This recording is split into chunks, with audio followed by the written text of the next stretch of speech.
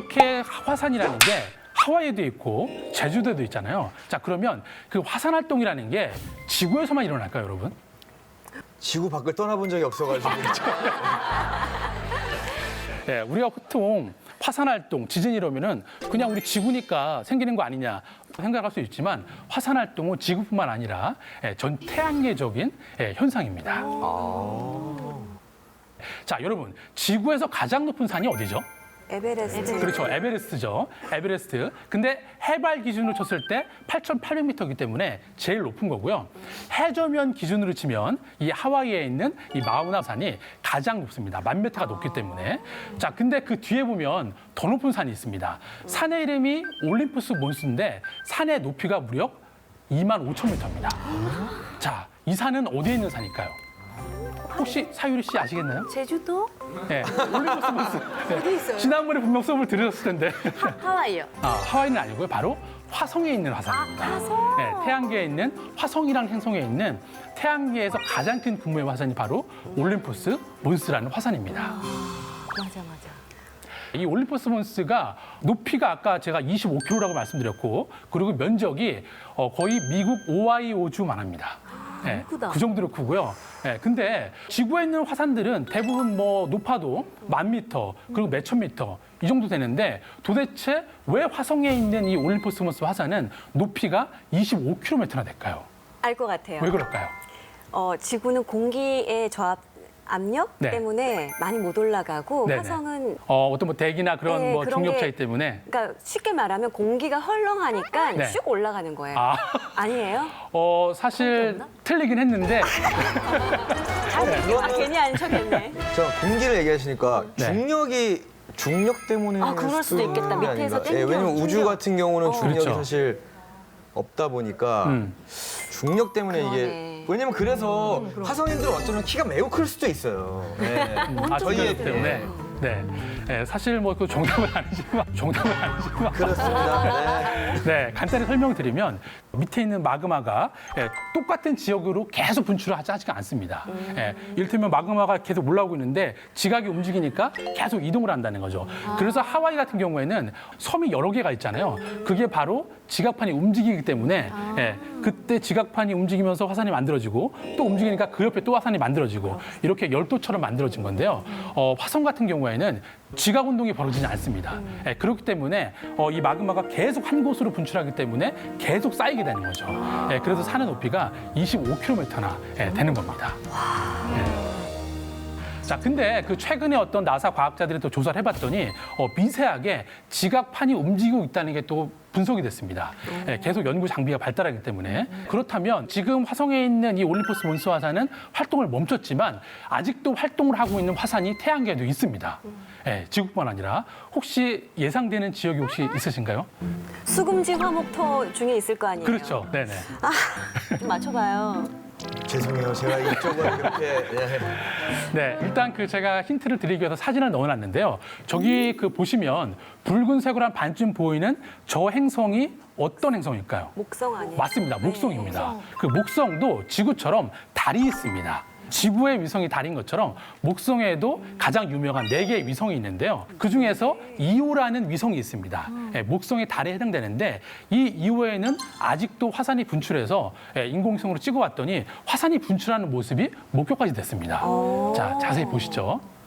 지금 옆에 있는 영상에서 미세하게 화산이 분출하고 있죠. 네. 아직도 현재 진행 높이 중입니다. 올라오는 거 아니에요? 그렇죠. 저 높이가 거의 한 8km 이상 분출이 되고 있는 겁니다. 자, 그러면 도대체 여기 이 목성의 달인 이 이호에서는 어떻게 아직도 화산 활동이 벌어질 수 있을까요, 여러분? 아까 토니안 씨가 비슷하게 맞추셨는데 중력. 아까 중력 얘기하셨죠? 그렇죠. 네. 봐봐. 연결해보라고 중력에서. 네네네. 중력이 글쎄요. 그렇죠. 뭐 반대겠죠. 중력이 없어서. 없어서. 네, 중력이 없기 때문에 네. 계속해서 그러게요. 네. 혹시 안미나 씨는 어떻게 생각하시나요? 지금도 계속 지각층이 이동이 있어서 그렇죠. 약간 변화가 계속 있다 보니까. 네네. 이 두 개를 더하면 정답이 나오는데요. 자, 일단 그 목성과 이오라는 위성 사이에 중력 작용이 벌어지면서 완축 작용이 일어나는 겁니다. 이게 열 에너지로 바뀌어서 이 이후의 그 지각을 화산 활동을 만들게 된 거죠. 천문학자 칼 세이건이 이런 말을 했습니다. 자기를 태양계 내에 있는 어떤 행성이나 위성에 딱 데려다 놓고 하늘을 바라보게 해주면 그 행성이나 위성이 어떤 것이라고 바로 맞출 수 있다. 이런 얘기를 했습니다. 그만큼 태양계 내에 있는 행성이나 위성들이 자기들만의 독특한 성질을 가지고 있다는 얘기죠. 그래서 이런 거 한번 해보면 좋을 것 같다는 생각이 들었습니다. 코로나 시대에 우리가 여행을 많이 못 다니지만 만약에 우리들에게 태양계 행성과 위성을 여행할 수 있는 여행을 떠난다고 생각을 해보시면 어떤 걸 보시고 싶으십니까? 지구랑 비슷한 거? 아니면 지구랑 다른 점? 다른 행성과 위성으로 하나씩 가면서 그곳에서 바라본 하늘은 어떨까 하는 것들을 한번 살펴보기로 하겠습니다.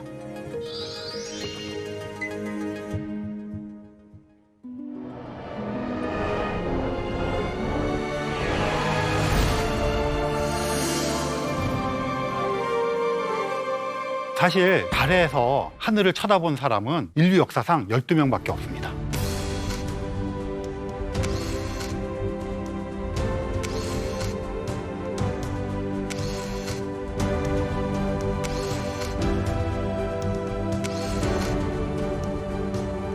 아폴로 11호가 1969년 7월 20일 날 사람을 싣고 달표면에 착륙을 했죠.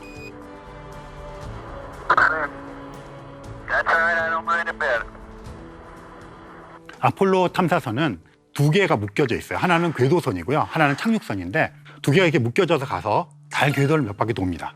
돌다가 이게 분리가 돼요. 그래서 궤도선은 계속 궤도를 돌고 있고요. 착륙선은 착륙을 합니다. 이렇게 착륙을 해서 활동을 하죠. 근데 한 번에 3명씩 타고 있습니다. 근데 궤도선에 1명이 타고요. 착륙선에 2명이 탑니다. 그러니까 궤도선 탄 사람은 궤도선에만 있다가 오기 때문에 정작 달의 표면에 발자국을 못 남기는 거죠. 그래서 18명 중에 12명만 달에 서서 지구를 바라볼 수 있었죠. 실제로 어떤 기자분이 문 더스트라는 책인데 그분들 인터뷰를 해서 책을 썼어요. 이 기자가 가장 인상 깊었던 게 뭐냐? 그 당시 생존해 있던 우주 비행사분들이 달에서 지구를 바라볼 때 말할 수 없는 감동과 몰려왔다고 얘기를 합니다.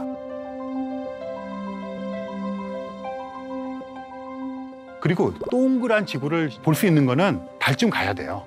국제우주정거장 있잖아요. 거기 가서도 지구가 동그랗게 다 안 보여요. 지구가 이제 워낙 크기 때문에 조금 멀리 달까지 가는 과정의 중간쯤 가야지 보이거든요. 그러니까 실제로 동그란 지구를 다 본 사람은 그 18명밖에 없는 거예요.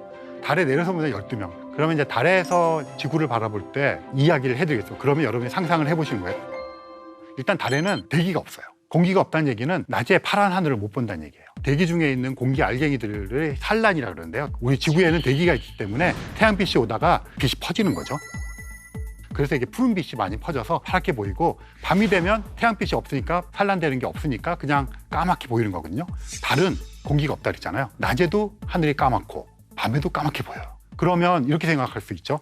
낮에도 까맣게 보이면 별도 보이겠네? 보입니다. 그런데 문제는 태양 근처는 너무 밝아서 안 보이고 태양에서 멀리 떨어진 지역은 별이 맨눈으로 보입니다. 대기가 없으니까. 그러면 지구는 어떻게 보일까? 우리가 보는 보름달 있잖아요. 지구가 달에 비해서 4배가 크거든요.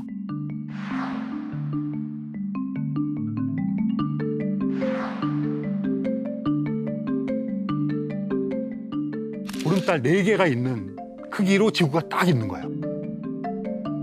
볼만 하겠죠. 그러니까 그거 바라보고 있는 감동이라는 게 얼마나 멋질까 생각해 볼 수 있는데 더 멋진 것은 지구가 항상 거기에 머물러 있어요. 왜 그러냐면 지구는 자전을 막 해요. 그리고 달이 정확히 28일에 한 바퀴 지구를 공전을 합니다. 그런데 그런 얘기 들어보셨죠? 항상 달은 앞면만 지구에서 보인다. 그게 왜 그러냐면 공전 주기와 자전 주기가 똑같다. 얘가 이렇게 돌면서 앞면을 보면서 이렇게 도는 거예요. 한 바퀴 돌면 자전을 한 바퀴 한 것이면서 공전을 한 바퀴 한 거예요. 그러니까 지구 입장에서 보면 항상 달이 앞면만 보이는 거죠. 달에서 어느 한 지점에서 보면 지구는 이렇게 가니까 항상 같은 위치에 하늘에 떠 있어요. 보름달 4개만 한 게. 그러니까 되게 신기한 경험이 될 거예요. 더군다나 지구는 자전을 하잖아요. 같은 위치에 떠 있으면서 어두워졌다 밝아졌다래요. 너무 멋지겠죠? 달에 여행을 가시면 다른 걸 볼 게 아니라 지금 말씀드린 이 포인트를 보셔야 됩니다.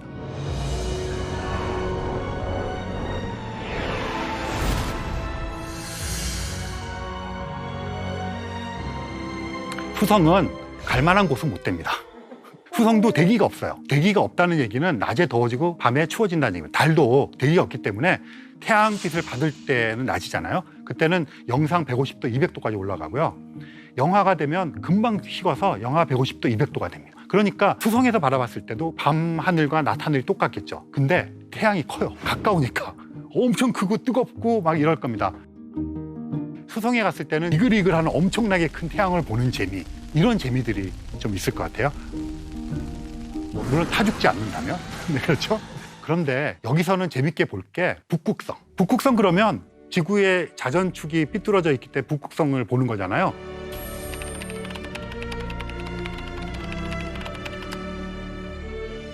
그러면 지구 중심적으로 생각을 많이 하잖아요. 자전축이 똑같으면 그러겠죠. 수성의 자전축이 지구랑 똑같으라고 법이 없잖아요.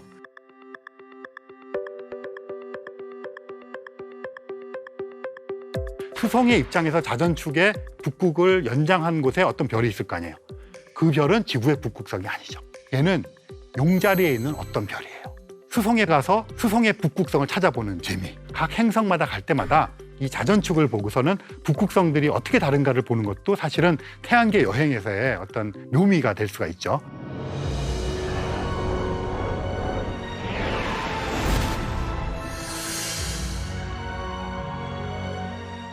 그 다음에 이제 금성. 금성은 지구에서 달 다음으로 가깝고 지구랑 크기가 비슷해요. 외계인 천문학자들이 바깥에서 태양계를 보면 태양이 있고 행성들이 막 있잖아요. 그럼 금성과 지구는 크기도 비슷하고 질량도 비슷하고 금성과 지구는 또 대기도 되게 두껍고 이렇기 때문에 쌍둥이 행성이라고 볼 가능성이 커요.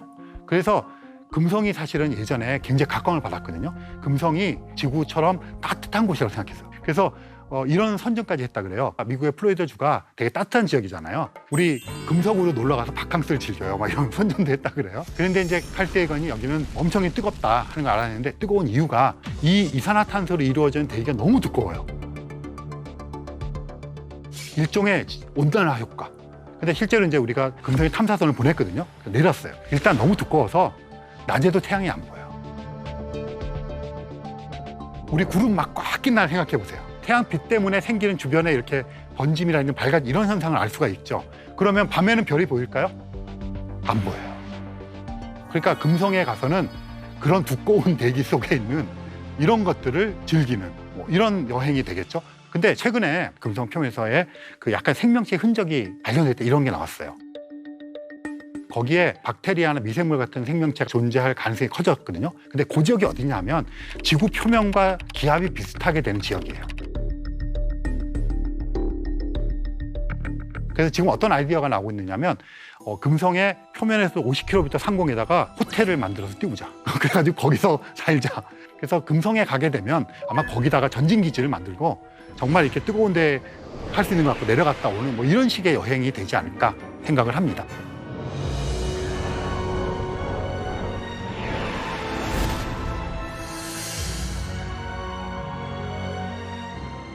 이 화성이 진짜 제일 재밌는 거예요, 사실은.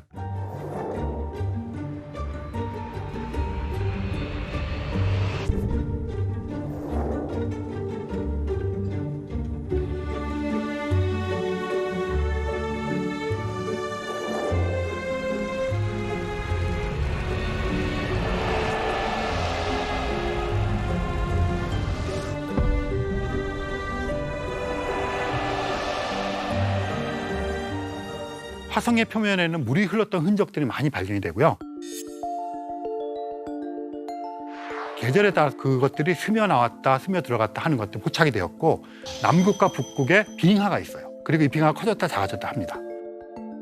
그리고 남극의 지하에 액체 상태의 물일 가능성이 큰 호수가 존재할 것이라는 것이 발견이 되었어요. 그러니까 이래저래 어쨌든 그래도 비빌 언덕, 믿는 구석에 제일 가까운 거죠. 그래서 화성에 주목을 하는 거거든요. 그럼 화성은 대기가 있기 때문에 바람도 붑니다. 그래서 화성 폭풍도 불고요. 그다음에 진눈깨비도 내립니다. 땅을 파면 얼음이 발견이 돼요. 나동은 증발력도 높습니다. 화성의 자전축도 이렇게 있겠죠. 거의 지구의 일일과 비슷해요. 하루 길이가. 그러다 보니까 계절의 변화도 있죠. 그래서 화성은 태양으로부터의 거리가 지구보다 더 멀어지기 때문에 추워요. 더. 하지만 곳곳에 적도 지역이라도 여러 곳을 해보면 뭐 영상인 곳도 있어요. 그래서 그나마 화성에서 생명체 발견 가능성이 높아지는 건데 그런데 정말 더 멋진 것은 메리노 협곡이라는 게 있어요. 그랜드 캐년처럼 이렇게 파여져 있는 건데요. 이 깊이가 엄청 깊어요.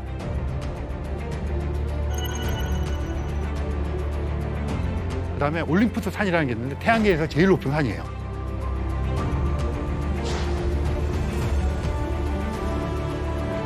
등산 좋아하시는 분들은 그 올림푸스 산 등반 이거 되게 좋습니다. 화성은 대기도 옅어요. 이거 대기를 붙잡고 있으면 중력이 약하기 때문에 굉장히 지구에 비해서는 희박해요. 있긴 있지만 그렇다는 이야기는 대기를 구성하고 있는 성분이 틀리다는 얘기잖아요. 이산화탄소가 엄청 밀집되어 있던 금성에서는 하늘을 볼 수 없었어요. 화성에서는 낮 하늘을 보고 밤하늘을 봅니다. 그러면 낮 하늘은 태양빛이 와요. 여기서 보면 태양이 더 어두워졌겠죠. 이게 겉보기의 크기는 거리에 비례해서 작아집니다. 멀면 멀수록. 그러니까 우리가 보는 태양의 크기에 비해서 반 정도로 작아집니다. 그러면 빛이 오는 양도 적을 거고 우리가 태양을 지구에서 보는 것보다는 훨씬 더 어둡지만 여전히 밝겠죠. 부분 일식 같은 거 많은 부분이 가려졌는데 불구하고 이게 확연하게 우리가 어두워졌다는 느낌을 받지 못해요. 그만큼 태양의 반 이상이 가려져도 약간의 차이밖에 안 납니다. 그러니까 크기가 반으로 됐다 하더라도 그 태양은 여전히 막강한 위력을 발휘를 하게 됩니다. 화성에서. 그런데 그 빛이 오고 화성의 대기 성분 조건들이 지구가 다르잖아요. 그러니까 화성에서는 푸른 하늘을 기대할 수가 없어요. 지구도 가만히 생각해 보면 해가 질 무렵에 노을이 빨갛게 물들기도 하고 가끔씩 푸른 하늘이지만 보랏빛 하늘도 보기도 하고 이렇게 다르잖아요. 빛이 들어오는 이 경로라든가 이런 대기의 두께라든가 이런 것들, 알갱이의 양, 대기상에 오염물질이 올라가서 걔네들 때문에 산란이 돼서 색깔이 약간 둔탁해지기도 하고 이럽니다. 그래서 화성에서는 지구 같은 하늘은 아닐 것이라는 걸 상상할 수 있어요. 화성에서는 푸른 노을이 집니다.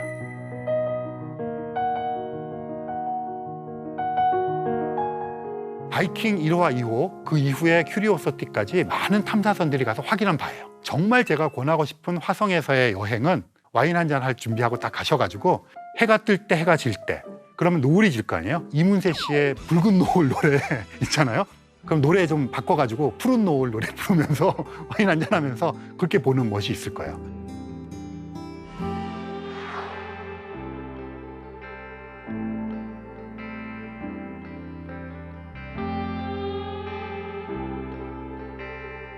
재밌는 관전 포인트가 될 거예요.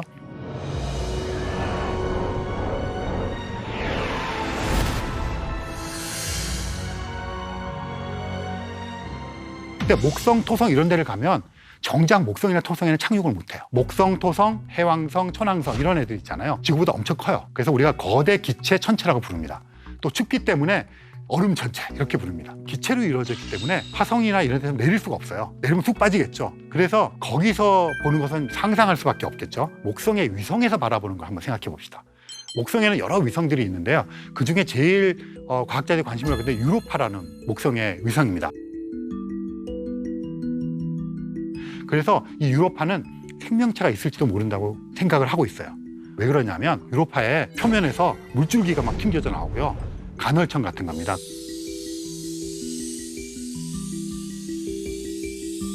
그리고 표면은 얼음덩어리인데 이 속을 파고 들어가면 보면 그 속에 그 녹아있는 액체 상태의 물이 있을 거라 생각하고 심지어는 소금물이라고까지 보고가 되고 있어요. 그 양을 다 합치면 지구 표면에 있는 바다를 다 해서 이렇게 둥글둥글 모아놓고 비교해보면 지구에 있는 바다의 양보다 더 많아요, 물량. 그런 거로 관측이 되고 있습니다. 그럼 유로파의 표면은 균열된 얼음입니다. 거기에 있다고 생각해 봅시다. 대기가 없어요. 밤하늘 깜깜하게 보이겠죠. 태양은 이제 목성쯤 가니까 여전히 제일 밝게 빛나지만 어둡겠죠.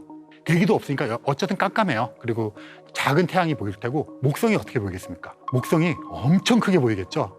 또 이거 가까이서 보니까 목성이 진짜 하늘을 이렇게 막 가릴 정도로 보일 겁니다.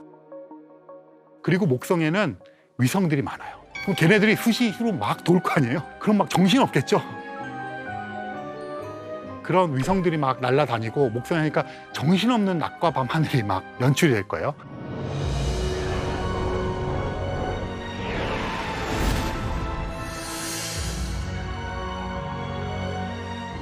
토성도 마찬가지로 이 표면에 착륙을 할 수 없습니다. 타이탄이라고 하는 토성의 위성이 있습니다. 커요. 엄청 큰 애예요. 그리고 얘는 대기를 가지고 있어요.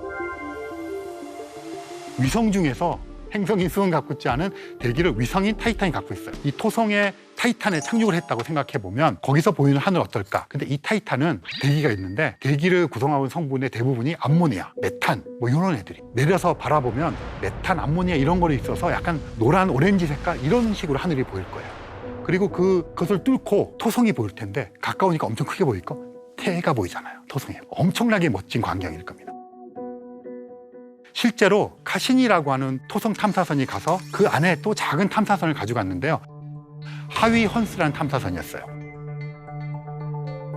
걔는 카시니 탐사선이 토성 주위를 돌면서 토성과 토성의 위성들을 관측을 하고 나서 이 타이탄에 착륙시키기 위해서 고안돼서 가져간 탐사선이에요. 그래서 얘가 실제로 착륙을 하면서 타이탄을 막 찍었어요, 표면을. 그랬더니 우리가 상상하던 것과 마찬가지로 실제로 그런 오렌지색 색깔이 났었고, 그 다음에 하늘까지는 완전히 못 봤지만 그래서 상상하던 것과 비슷하다 이런 것들을 발견을 했죠.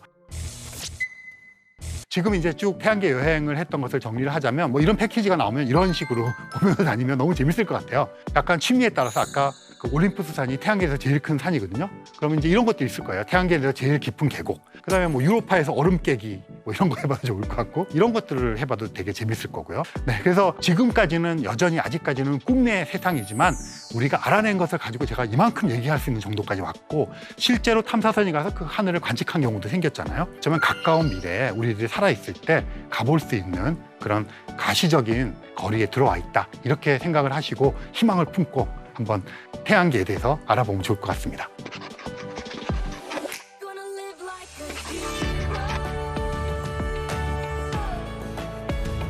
이번 시간에 제가 드리고 싶은 가장 중요한 메시지는 바로 이것인데요. 우리 세대는 21세기에 이르러서 입자물리학 표준 모형이 완성이 되었고 그리고 표준 우주 모형이 정립되었습니다. 이것이 이번 시간의 주제가 되겠습니다. 지금 현재 이론적으로도 이해를 하고 실험적으로도 정밀한 관측을 통해 증명한 우주 전체의 모습을 시작부터 현재 이르기까지 그려놓은 것인데요. 이 그림의 오른쪽 끝은 별과 은하가 있고 우리가 있는 그런 우주입니다. 세월을 거슬러 가면 그 안에는 먼지가 나타나고 입자들이 사라지는 시기가 있고 가장 먼 끝에는 색깔이 아주 알록달록하게 멋지게 되어 있는 우주 배경 복사면이 나타납니다. 그 이전에는 우주가 급팽창을 하고 시작하는 그런 모습들을 보여주고 있습니다. 그렇다면 우리는 우주에 대해서 무엇을 알고 있을까요? 바로 우주는 깜깜하다는 것입니다. 우주가 깜깜하다는 사실로부터 우주가 무한히 산 것은 아니다. 그리고 우주가 무한히 큰 것은 아니다라는 것을 알아냈습니다. 우주는 과거 어느 시점에 태어나서 지금까지 자라왔고 지금 현재 우주를 만들었다. 그렇게 생각을 하는 것이죠. 자, 이 모습은 우주가 38만 살 때의 모습입니다. 그 사진을 찍게 된 게 21세기 우주 관측의 큰 도약을 통해서 가능했는데요. 인류는 우주를 바라보는 망원경을 인공위성에 띄워서 우주에다가 갖다 놓고 우주에서 우주를 관측하는 그것에 성공을 했습니다. 우주에 띄우면 좋은 점이 뭐냐면 우리 주변에는 밝은 빛이 가득 차 있는데 그런 빛 공해로부터 완전히 해방될 수가 있습니다. 아주 먼 우주에 대해서 정밀한 사진을 찍을 수 있게 된 거죠. 38만 살이면 사실 나이가 많아 보이죠. 하지만 현재 우주의 나이는 137억 살입니다. 38만 살 때 우주는 정말 아기 우주예요. 그때 고해상도 사진이 지금 남아있다는 거죠.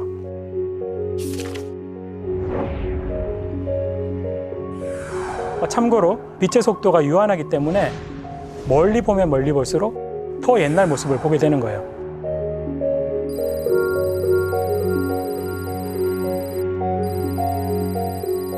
그래서 지금 이 모습이 우리 인류가 볼 수 있는 우주의 가장 오래된 사진이다 이렇게 생각하시면 되겠습니다.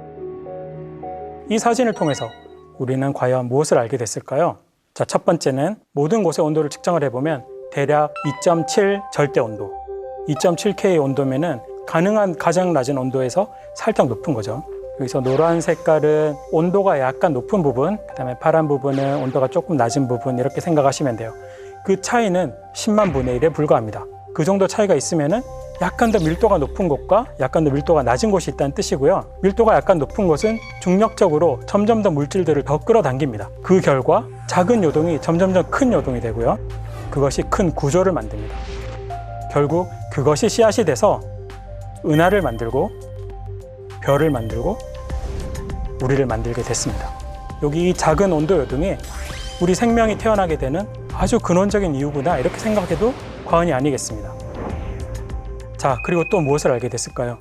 여기 들어있는 물질들 중에는 불과 5% 정도만이 빛과 반응하는 물질이구나 라는 것을 알게 됐습니다. 나머지 95%는 우리가 예전에는 본 적이 없는 암흑 성분이구나, 그것을 알게 됐습니다. 자, 이 그림은 초코파이 아시죠? 초코파이처럼 우주파이라고 부르는 그림인데요. 이 도표에서는 우주를 이루고 있는 물질과 에너지 성분을 설명하고 있습니다. 이 부분이 바로 우리가 알고 있는 먼지, 별들이 모여서 만든 은하, 이런 모든 것들이 바로 이 5%입니다.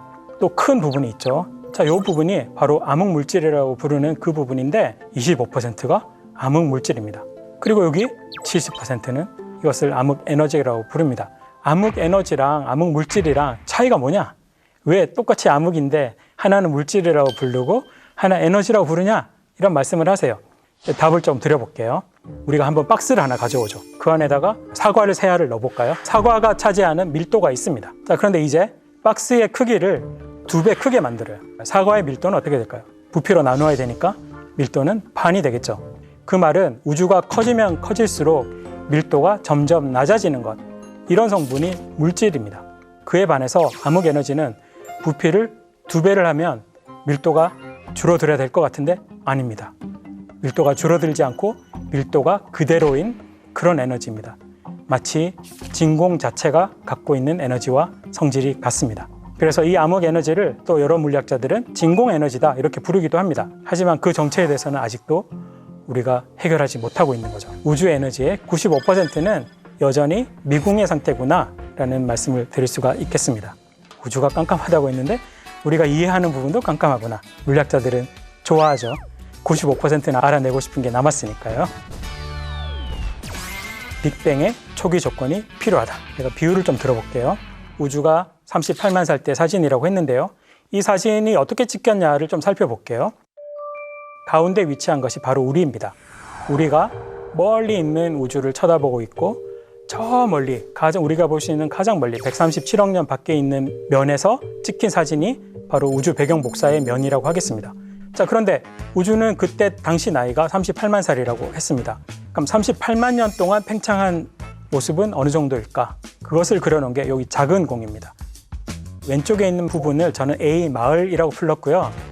오른쪽에 있는 그 부분을 B 마을이라고 불렀어요. 다른 마을이라는 뜻인데 A 마을하고 B 마을은 우주가 태어나서 한 번도 만난 적이 없는 그런 마을입니다. 놀랍게도 그 모습이 똑같습니다. 신기하지 않나요? 우리 우주가 바로 그런 성질을 갖고 있다는 겁니다. 한 번도 인과적으로 영향을 준 적이 없는 우주의 다른 부분이 왜 똑같이 생겼을까요? 여기에 대해서 답을 찾았습니다. 그 답은 바로 급팽창입니다. 우주는 과거로 거슬러 가면 지금 현재 우주 크기보다 훨씬 작았고 그 이후로 진행해왔다. 우리가 알고 있는 빅뱅의 팽창은 충분하지 않다는 거예요. 우리가 본 38만 살의 우주가 생기기 전에 우주는 훨씬 더 빠르게 팽창한 시기가 있었다는 겁니다. 그 38만 살 속에 들어있는 모든 마을이 다 같은 곳에서 온 것이다. 그게 팽창해서 만들어진 부분이 지금 우리가 보고 있는 부분이다 라고 설명을 하는 겁니다. 자, 이것을 우리가 급팽창 우주론이라고 부르고요. 뜨거운 빅뱅이라고 불렀던 그런 시기가 있었는데 그 시기 이전에 우주가 급팽창을 하는 시기가 있었고 그 이후에 우주가 다시 뜨거워진 것이다 라고 말을 하는 거예요. 이 급팽창 우주론을 통해서 우리가 빅뱅의 초기 조건을 만들어준다 라고 생각을 합니다. 급팽창에 대해서 저는 최근에 흥미로운 연구를 좀 하고 있는데요. 바로 힉스 입자가 우주 초기에 급팽창을 만들어냈다라는 이론입니다. 힉스 입자는 2012년에 LHC 실험을 통해서 발견이 되었습니다. 힉스 입자는 다른 입자들과 달리 소위 스핀이라고 부르는 양이 없는 아주 특별한 입자인데요. 기본 입자들, 소립자에게 질량을 부여하는 그런 역할을 합니다.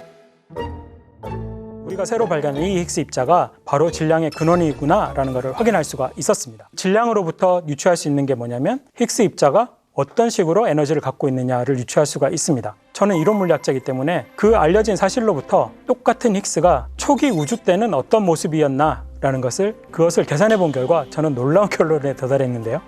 힉스 입자가 가진 성질이 바로 우주를 급팽창시키는 그런 에너지 성분이 된다는 것을 알아냈습니다. 정말 흥미롭고 이것이 검증이 된다면 저는 정말 기분 좋을 것 같습니다. 자, 우리는 지난 100여 년간 우주에 대해서 굉장히 많은 것을 알아냈습니다. 우주가 빅뱅이 있었고, 빅뱅 이전에 급팽창이 있었고, 그 이후에 물질의 요동이 있었고, 그 물질의 요동이 이 만물을 만들어냈구나.